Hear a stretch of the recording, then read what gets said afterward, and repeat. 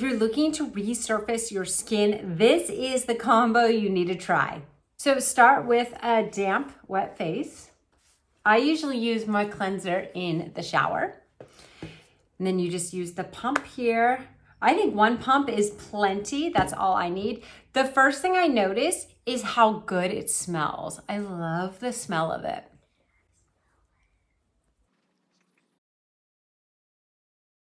And then you can just rinse it off, or I'm gonna use the wet washcloth I have here.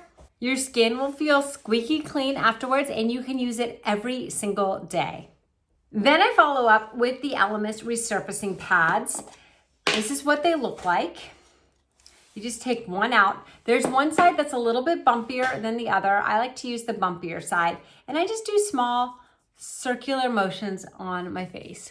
This is the easiest two-step skincare system to really brighten your skin, make your pores look visibly smaller.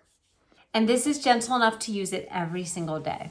When you're done, you can just throw it away, and that is it. Now you just follow up with your favorite SPF and your favorite moisturizers and serums.